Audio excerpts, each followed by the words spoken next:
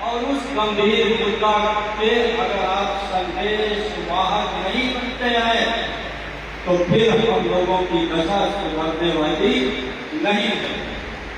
देखिए, आज तक उत्तर प्रदेश में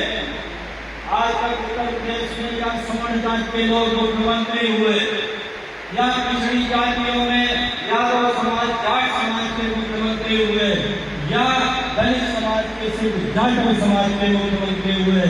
लेकिन क्या यही 4-5 जातियां हैं? क्या भाई उत्तर प्रदेश में यही 7-8 जातियां हैं जिनका मुख्यमंत्री होना चाहिए? और आप जानते हैं जिसका मुख्यमंत्री होता है उसी का ही कल्याण होता है।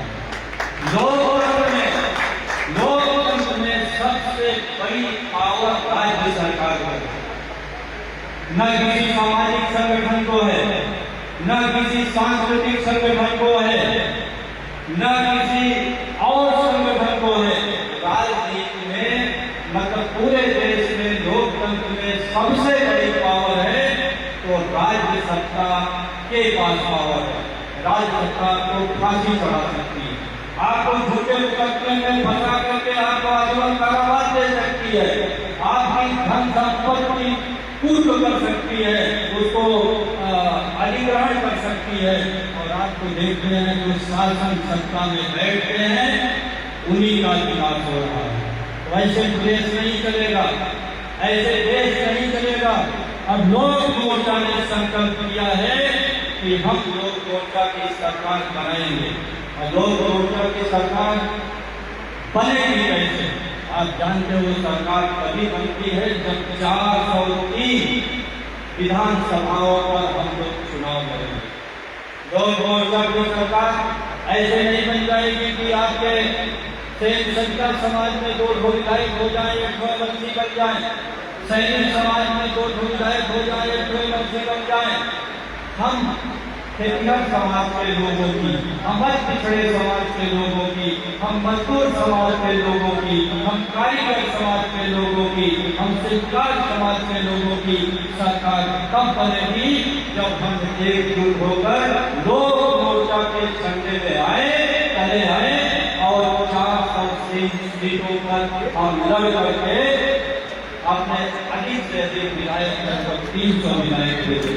और ये संभव है, ये कैसे संभव है? आप बताइए। पश्चिमी उत्तर प्रदेश में पूरे उत्तर प्रदेश की बात जाने दीजिए। पश्चिमी उत्तर प्रदेश में यहाँ सेठ सविता नंद समाज के लोग बैठे हैं।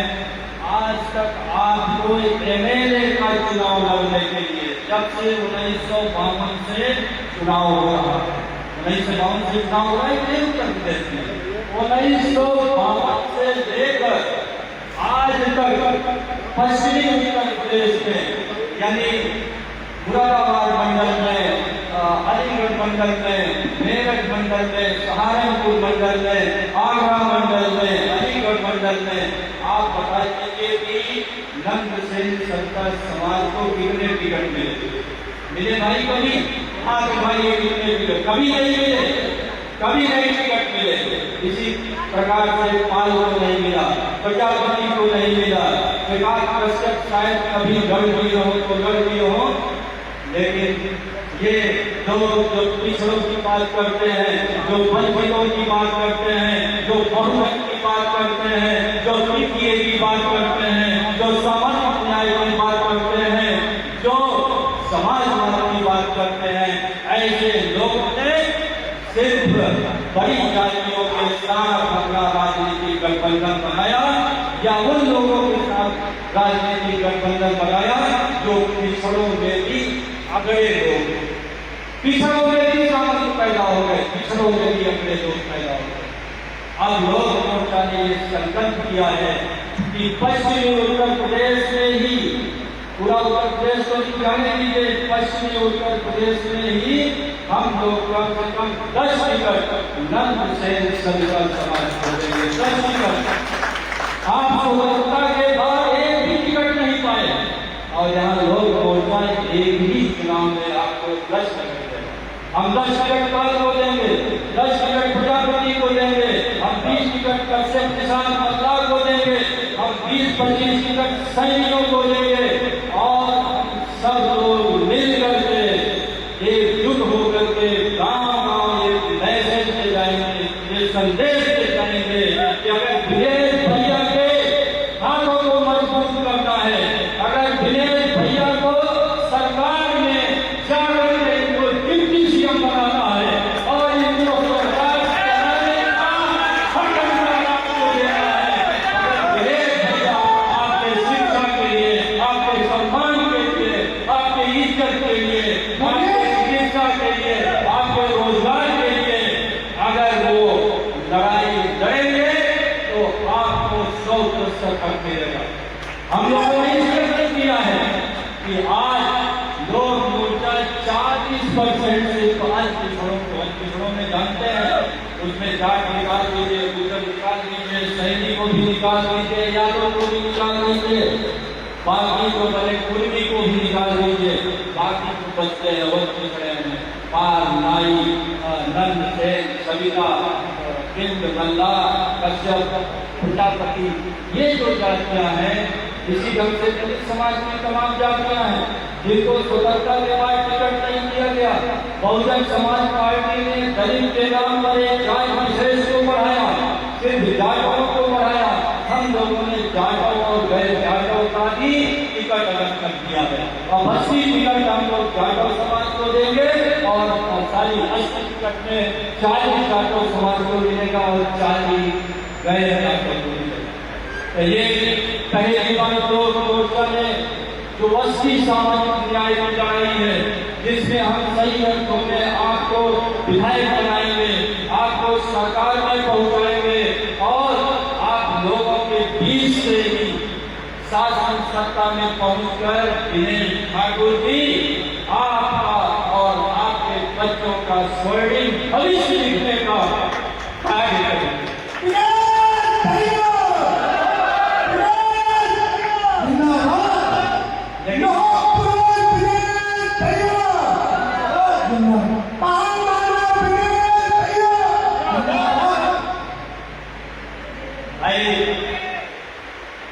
मंच पर मैं भी बोल रहा हूँ, हमारे लोकतंत्र सुरक्षा पार्टी के सैनी साहब भी हैं। बिना सैनियों के दिनेश भाई का टेम्पो और आपका टेम्पो हाई नहीं होगा, कभी हम लोगों को भी जिंदाबाद बोल दीजिए। मैं इसलिए कह रहा हूँ कि हमको एकता बनानी पड़ेगी। हम सैनी समाज को समझा रहे हैं। मैं साक्षी पार्टी लिखता हूँ, मूलतः प्रयागराज का कुशवाहा टाइटल हम लोगों का था, साक्षी सैनी मौज कुशवाहा, हम लोग सब एक ही हैं, एक ही जाति है। जैसे आप नंद, सविता, सेन सब एक ही जाति हो, तो हम इनको समझाने की कोशिश कर रहे हैं कि ये बड़े भाई की भूमिका निभाएं। इनकी संख्या आज पूरे उत्तर प्रदेश में ऐसी कोई विधानसभा नहीं है जहाँ 30 से 40 हजार इस समाज के वोटर न हो। और अगर इस वोट का नंद सविता समाज का 10,000 पाल का, 10,000 प्रजापति का, 15,000 कश्यप का, 10,000 विश्वकर्मा जी का, ऐसे तमाम वंचित जातियों का वोट जुड़ जाए तो हमारे पास 1 लाख वोट है, 1 लाख वोट। कोई ऐसी विधानसभा नहीं है, कोई ऐसी विधानसभा नहीं है उत्तर प्रदेश में जहां हम लोगों का वोट मिलाकर 1 लाख न हो। और अगर 80% लोग वोट डालिए तो 80,000 पा करके हम अपने बलबूते विधायक बनेंगे, अपने बलबूते हम सरकार बनाएंगे।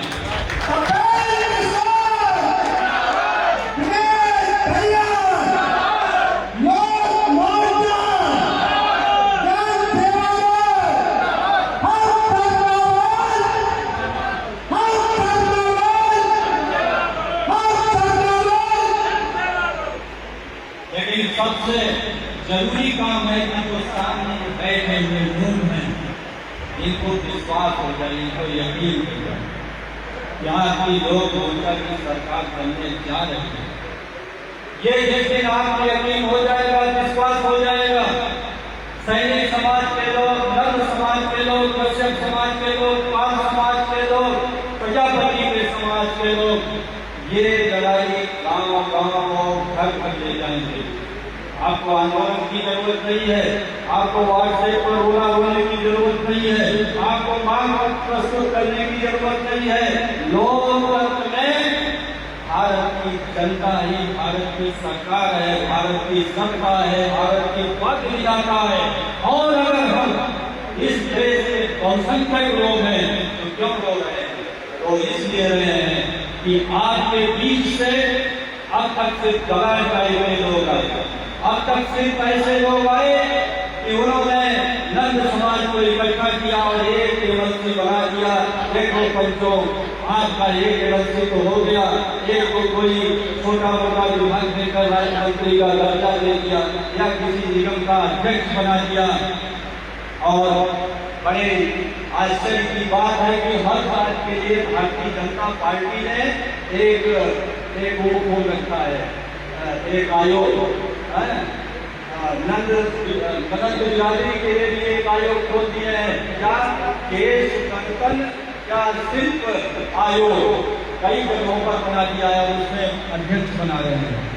अरे हमको राजा बना दो, हम राजा बनना चाहते हैं, हम अपनी शिक्षा सुधारना चाहते हैं, हम बीमार हो, हमारा अस्पतालों में कायदे से इलाज हो, हमारा रोजगार बेहतर हो, हम व्यवसाय में जाएं, हम उद्योग में जाएं, हमको हर जगह से मान सम्मान मिले, हमारी बात थाने में सुनी जाए, हमारी बात एसडीएम के यहाँ सुनी जाए, हमारी बात डीएम के यहाँ सुनी जाए।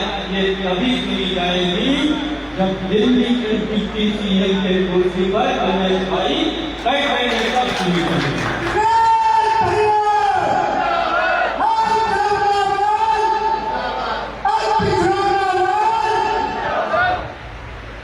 आप लोगों की बहुत बड़ी जिम्मेदारी है और आप एक एकता बनाइए कि हम लोग फिर से आएंगे सैनिक समाज में और तमाम जो 8-10 जातियां मिल करके हम पहली बार 403 सीटों पर चुनाव लड़ रहे हैं।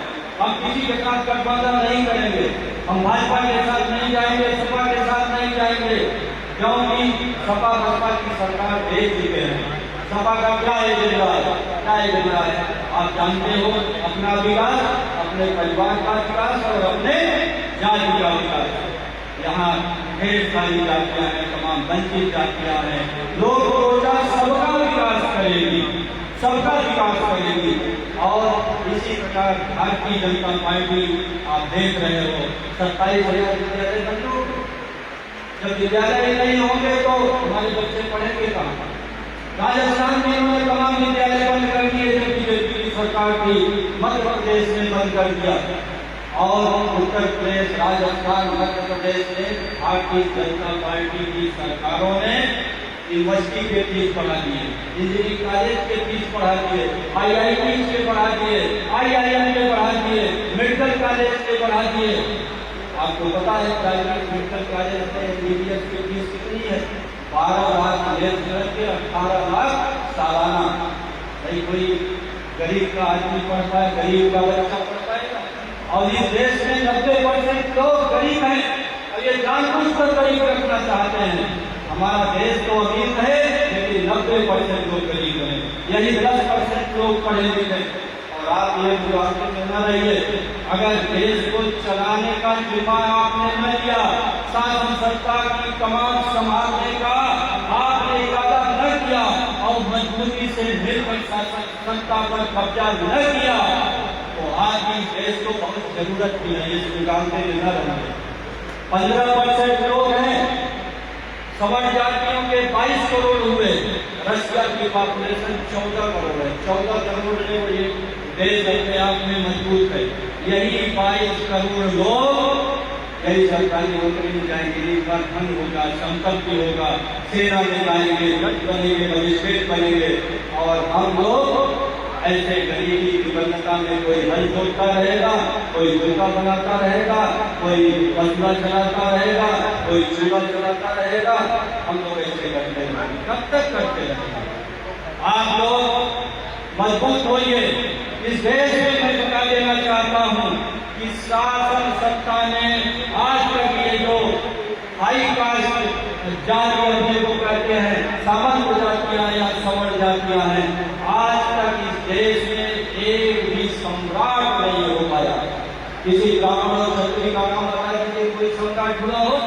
सम्राट हुआ तो महात्मा, सम्राट हुआ तो चंद्रगुप्त हुआ, सम्राट हुआ तो कनिष्क हुआ, सम्राट हुआ तो हर्षवर्धन हुआ, और सम्राट हुए तो गुप्त हुए, जिनका आज तक इतिहास के लोगों ने जात-पात भी नहीं भूल पाए। तो हम लोग एक बड़े इतिहास के महानायक हैं, आप उन्हीं के वंशज हैं, लेकिन लोकतांत्रिक देश में तलवार से सत्ता नहीं आएगी, सिर्फ ज्ञान से भी नहीं आएगी, सिर्फ एक पार्टी से भी नहीं आएगी। जब हम सभी जातियों के लोग मिलेंगे, कपिलेंद्र सैनी भी मिलेंगे, राजपाल सैनी भी मिलेंगे, विनय ठाकुर भी मिलेंगे, उसमें हीरा लाल कश्यप भी मिलेंगे, उसमें हीरा लाल प्रजापति भी होंगे, उसमें रामलाल पाल भी होंगे, तो सब मिलाकर के निश्चित रूप से उत्तर प्रदेश की 27 में सत्ता आपकी होगी, सरकार आपके रूप में होगी। और अगर आपने प्रण कर लिया, संकल्प कर लिया तन मन धन से, देखिए राज सत्ता की लड़ाई लोग कहते ना पूर्व के हैं कि ऊंट की चोरी नीवड़े नीवड़े नहीं होती, यानी राज सत्ता की लड़ाई डर से नहीं होती, छुपे छुपे नहीं होती। आपको लोक मोर्चा के साथ, आपको दिनेश भैया के साथ, आपको कपिलेंद्र सैनी के साथ आपको दिखना पड़ेगा, खड़ा होना पड़ेगा, और जाकर के लोक मोर्चा का 50% करना। अगर आप ये कर देंगे, एक नया अध्याय लिखा जाएगा देश के राजनीति के इतिहास में। किस अध्याय का पहला अध्याय उत्तर प्रदेश में लिखा जा रहा है, और उसमें लिखने वाले ये सब महानायक मंच पर बैठे हैं। इन्हीं के साथ मैं अपनी बात समाप्त करता हूँ। लंबा हो गया, लेकिन आपने धैर्यपूर्वक सुना, इसके लिए बहुत बहुत